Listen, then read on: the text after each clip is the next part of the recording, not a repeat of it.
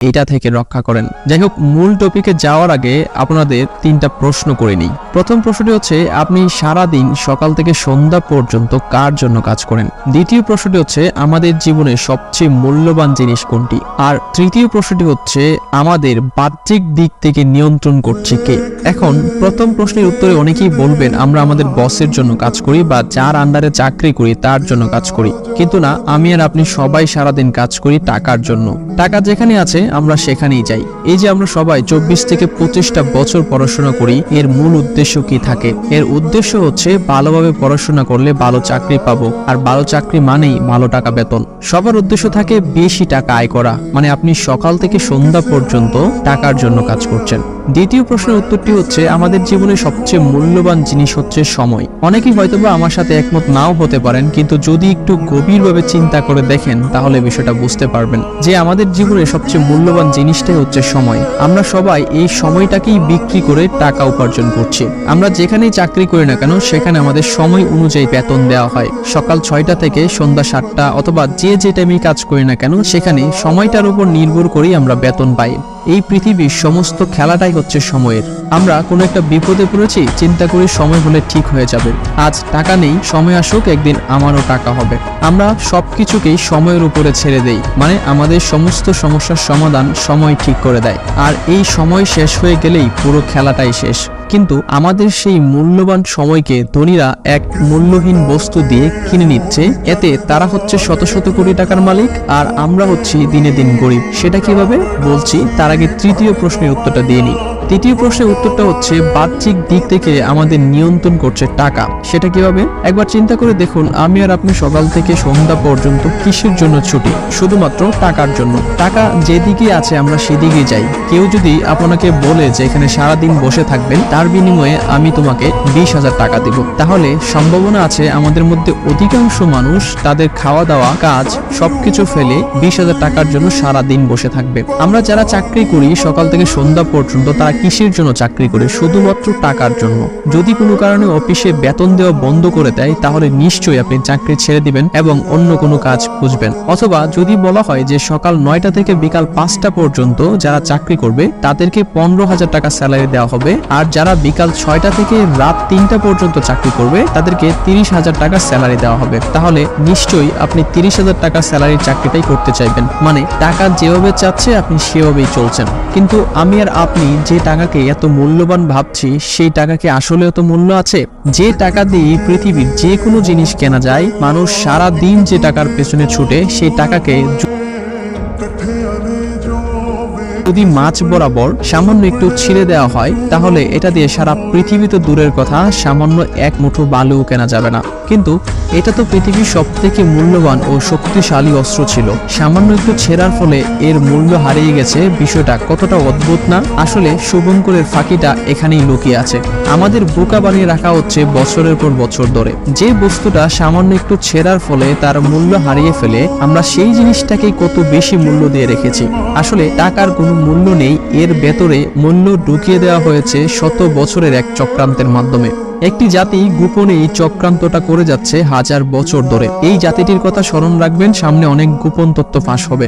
তারা আমাদের এই চক্রের মধ্যে ফেলে শ্রম, মেধা আর সময়, যা আমাদের মহামূল্যবান সম্পদ, তা কিনে নিচ্ছে এক মূল্যহীন কাগজের টাকা দিয়ে। বিষয়টা একটা সহজ উদাহরণের মাধ্যমে বোঝায়। ধরুন আপনি আর আপনার বন্ধু ভারতের দার্জিলিং এ ভ্রমণ করার সিদ্ধান্ত নিলেন এবং দুই বন্ধু মিলে 2টা বিমানের টিকিট কাটলেন। আর ভ্রমণের খরচ এবং থাকা খাওয়ার জন্য আপনি নিলেন ভারতের 2 লাখ রুপি, আর আপনার বন্ধু নিল 2 ভরি স্বর্ণ। দুজনেই প্লেনে উঠলেন, কিন্তু প্লেনটি খারাপ আবহাওয়ার কারণে রাস্তা ভুলে দুবাই চলে আসলো। এখন আপনি যে 2 লাখ রুপি নিয়ে এসেছেন, সেই রুপি দিয়ে কোনো কিছু কিনতে পারছেন না, কারণ দুবাইয়ে রুপি চলে না, চলে হচ্ছে দিরহাম। কিন্তু অপরদিকে আপনার বন্ধু দুবাইয়ের স্বর্ণের দোকানে 2 ভরি স্বর্ণ বিক্রি করে যে রিয়াল পেয়েছিল, সেই রিয়াল দিয়ে সে কেনাকাটা করে দেশে ফিরে এসেছে। শুধু দুবাই নয়, পৃথিবীর যে কোনো দেশে যান, এক দেশের টাকা অন্য দেশে চলে না, কিন্তু স্বর্ণ পৃথিবীর সব জায়গায় চলে। আবার কোনো কারণে স্বর্ণ সামান্য ভেঙে গেলে অথবা এটাকে গলিয়ে ফেললেও এর মূল্য চলে যায় না, যেমন কাগজে টাকা ছিঁড়ে গেলে এর মূল্য হারিয়ে ফেলে। তো আপনার মতে পৃথিবীর টাকা হওয়া উচিত ছিল কোনটি, স্বর্ণ নাকি কাগজ? এখন অনেকে অনেকেই বলবেন স্বর্ণ অনেক ভারী, আর পৃথিবীতে এত স্বর্ণ কোথায় কোটি কোটি টাকা বানানোর জন্য? এই প্রশ্নেরও উত্তর পাবেন, একটু ওয়েট করেন। বলুন তো দেখি পৃথিবীর সবচাইতে ক্ষমতাশালী মুদ্রা কোনটি, মানে কোনটির মাধ্যমে সারা পৃথিবীর সব টাকাকে নিয়ন্ত্রণ করা হয়? সঠিক বলেছেন, সেটা হচ্ছে ডলার। ডলার হচ্ছে পৃথিবীর সবচাইতে ক্ষমতাশালী এবং পাওয়ারফুল মুদ্রা। আপনার কাছে যদি ডলার থাকে তাহলে পৃথিবীর যে দেশে যান না কেন সেই দেশেই ডলার ব্যবহার করে যে কোনো পণ্য কিনতে পারবেন। এটা স্বর্ণের মতো কাজ করে, ওই উদাহরণটার মতো। এখন আগামীকাল যদি পৃথিবীর ডলারের দাম বেড়ে যায় তাহলে আমাদের দেশের মুদ্রার মান কমে যাবে এবং জিনিসপত্রের দাম বেড়ে যাবে। বিষয়টা বোঝার জন্য ছোট একটা উদাহরণ দিচ্ছি। ধরুন আজকে $1 দাম আছে 110 টাকা। এখন বাংলাদেশের একজন ব্যবসায়ী ভারত থেকে 55,000 টাকা বা $500 দিয়ে 550 কেজি পেঁয়াজ আনলো। কিন্তু যদি কোনো কারণে আগামীকাল $1 সমান 120 টাকা হয়ে যায় তাহলে সেই ব্যবসায়ীকে 550 কেজি পেঁয়াজ আনতে খরচ করতে হবে 66,000 টাকা। মানে একদিনের ব্যবধানে 10,000 টাকা বেশি দিতে হবে। এই যে তিনি 10,000 টাকা বেশি খরচ করেছেন তার জন্য পেঁয়াজের দাম বেড়ে যাবে এবং এই এক্সট্রা 10,000 টাকাটা জনগণের পকেট থেকে দিতে হবে। এখন আগামী 2 মিনিটের জন্য যদি কল্পনা করেন যে পৃথিবীতে কাগজের কোনো মুদ্রা নেই, সারা পৃথিবীতে এক ধরনের স্বর্ণের মুদ্রা ব্যবহার করা হয়, তাহলে কি হবে? পৃথিবীর কোনো একটা অঞ্চলে স্বর্ণের দাম বৃদ্ধি পেলে বাকি সবগুলো অঞ্চলে বা দেশে স্বর্ণের দাম বেড়ে যাবে। এর মানে হচ্ছে পৃথিবীর সব দেশে স্বর্ণের দাম একরকম থাকবে। এতে কি হবে?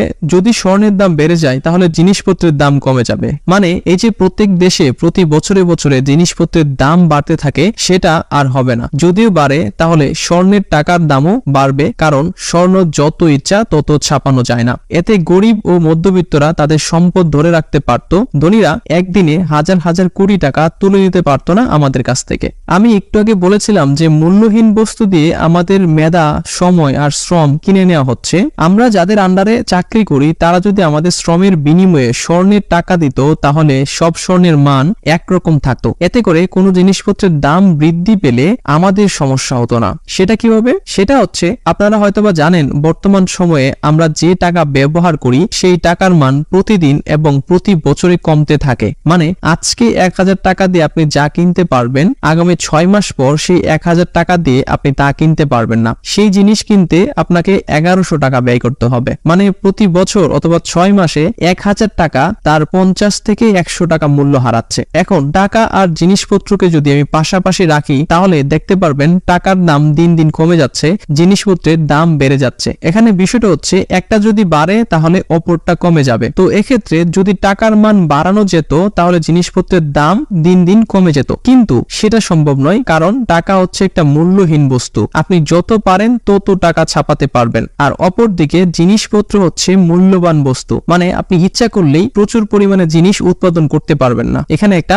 সীমাবদ্ধতা রয়েছে। তো এই মূল্যবান বস্তুগুলো যদি আমরা মূল্যবান কোনো বস্তু দিয়ে কেনাকাটা করতাম যেমন স্বর্ণ, তাহলে জিনিসপত্রের মূল্য এভাবে দিন দিন বাড়তো না, আর বাড়লেও কোনো সমস্যা হতো না, কারণ স্বর্ণের দামও দিন দিন বৃদ্ধি পায়। তো এক্ষেত্রে দুইটা বিষয়ের মধ্যে একটা সামঞ্জস্যতা বা ব্যালেন্স কাজ করত। এই জন্য আমি শুরুতে বলেছিলাম যদি আমাদের শ্রম, সময় এবং মেধা কোনো মূল্যবান বস্তু দিয়ে কিনে নেওয়া হতো তাহলে আমাদের গরিবের এই অবস্থা হতো না। এখন এই যে আমাদের শ্রমটাকে মূল্যহীন বস্তু দিয়ে কেনার যে প্রক্রিয়াটা সেটা শত বছরে একটা চক্রান্তের মাধ্যমে করা হয়েছে। কিন্তু আমরা যদি পৃথিবীর পেছনে ইতিহাসের দিকে তাকাই তাহলে দেখতে পাবো যে একটা সময় ছিল যখন মানুষ স্বর্ণের মাধ্যমে কেনা বেচা করত, কিন্তু খুব কৌশলের সাথে একটা জাতি বা গোষ্ঠী পৃথিবীর সমস্ত স্বর্ণকে তাদের কবজায় নিয়ে নিয়েছে আর তার বিনিময়ে ছেড়ে দিয়েছে কাগজের টাকা। তারাই পৃথিবীর সমস্ত টাকাকে নিয়ন্ত্রণ করে। পৃথিবীর যত স্বর্ণ আছে তার 70% স্বর্ণের মালিক হচ্ছে তারা। কোন জিনিসের দাম কমবে, কোন জিনিসের দাম বাড়বে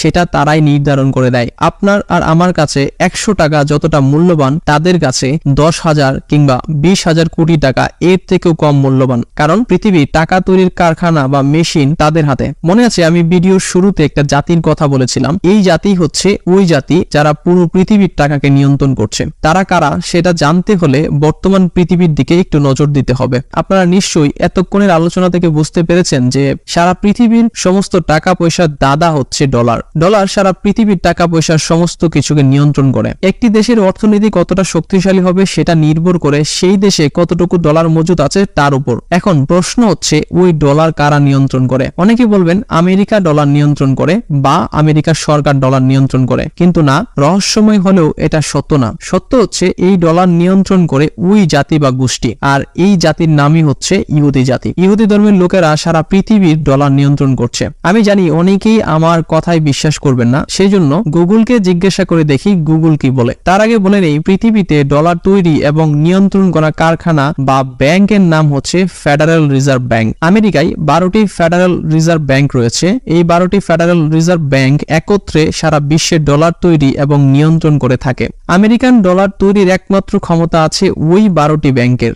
বাংলাদেশ কেন্দ্রীয় ব্যাংকের নাম হচ্ছে বাংলাদেশ ব্যাংক এবং ভারতের কেন্দ্রীয় ব্যাংকের নাম হচ্ছে রিজার্ভ ব্যাংক অফ ইন্ডিয়া। এই দুইটা ব্যাংক পুরোপুরি ভাবে সরকারের নিয়ন্ত্রণে কাজ করে। মানে বাংলাদেশের কেন্দ্রীয় ব্যাংকের মালিক বাংলাদেশ সরকার আর ভারতের কেন্দ্রীয় ব্যাংকের মালিক হচ্ছে ভারতের সরকার। কিন্তু যে ডলার সারা পৃথিবীর অর্থব্যবস্থাকে নিয়ন্ত্রণ করে সেই ফেডারেল রিজার্ভ ব্যাংকই হচ্ছে বেসরকারি ব্যাংক। মানে যুক্তরাষ্ট্রের কেন্দ্রীয় ব্যাংকের মালিক সেই দেশের সরকার না, এর মালিক হচ্ছে ওই দেশের কোটিপতি ইহুদি ব্যবসায়ী। একবার চিন্তা করে দেখুন, সামান্য কিছু সংখ্যক মানুষ সারা পৃথিবীর অর্থ ব্যবস্থাকে নিয়ন্ত্রণ করছে। এখন এই ফেডারেল রিজার্ভ ব্যাংকগুলোর একজন চেয়ারম্যান থাকে, যার কথায় মূলত ফেডারেল রিজার্ভ ব্যাংকগুলো নিয়ন্ত্রিত হয়। আপনি যদি গুগলে যান এবং গুগলে গিয়ে লিখেন chair of the federal reserve bank, তাহলে দেখতে পাবেন শুরু থেকে এখন পর্যন্ত 16 জন ব্যক্তি ফেডারেল রিজার্ভ ব্যাংকের চেয়ারম্যান হয়েছেন। আর আপনি যদি তাদের হিস্ট্রি গেটে দেখেন তাহলে দেখবেন তাদের মধ্যে মোটামুটি ভাবে সবাই ইহুদি বা জিউস পরিবারের সন্তান। তাদের নাম দিয়ে গুগলে সার্চ করলেই পেয়ে যাবেন তারা কোন ধর্মের মানুষ ছিলেন।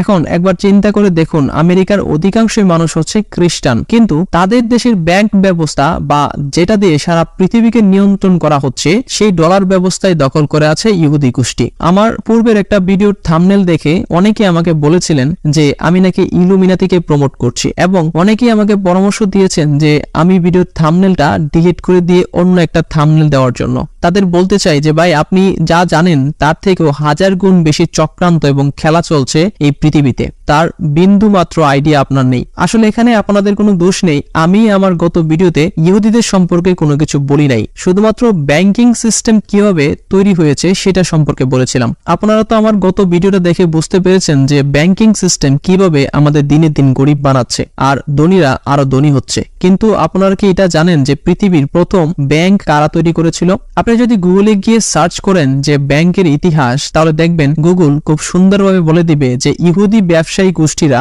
ইউরোপে সর্বপ্রথম ব্যাংক প্রতিষ্ঠা করে এবং সারা বিশ্বে তা ছড়িয়ে দেয়। আর এই ব্যাংকিং সিস্টেমেই আমাদের গরিব জনগণের জন্য কাল হয়ে দাঁড়িয়েছে। তারা দিন দিন আমাদের কাছ থেকে শত কোটি টাকা কেড়ে নিচ্ছে আর আমরা শুধু গাদার মতো সারা দিন পরিশ্রম করে যাচ্ছি। আপনি যদি গুগলে গিয়ে সার্চ করেন যে ইহুদিরা কোন জিনিসটা করতে ভালোবাসে না, তাহলে গুগল খুব স্পষ্টভাবে আপনাকে বলে দিবে যে ইহুদিরা পরিশ্রম করতে ভালোবাসে না। তারা কখনোই শারীরিক পরিশ্রম করতে চায় না, চায় সুদের কারবারের মাধ্যমে তাদের ব্যবসাকে সারা পৃথিবীতে ছড়িয়ে দিতে, এবং তারা সেটাই করছে। তারা আমাদের দিয়ে পরিশ্রম করিয়ে তাদের কাজটা করিয়ে নিচ্ছে, কিন্তু তার বিনিময়ে আমাদের দিচ্ছে মূল্যহীন কাগজের টাকা। এছাড়াও বর্তমানে যে তারা অনলাইনে ব্যাংকিং সিস্টেম চালু করেছে, সেই ব্যাংকিং সিস্টেম আরো বেশি পরিমাণের গরিবদের উপর জুলুম করবে। এমন পরিমাণে জুলুম করবে যে তখন গরিবদের বেঁচে থাকাটা অনেক কষ্টকর হয়ে যাবে। এই বিষয়টা এবং ইহুদিরা কিভাবে সারা পৃথিবীর স্বর্ণকে নিজেদের কাছে নিয়ে নিয়েছে এবং আমেরিকায় কিভাবে তারা তাদের আধিপত্য বিস্তার করে সারা পৃথিবী নিয়ন্ত্রণ করছে,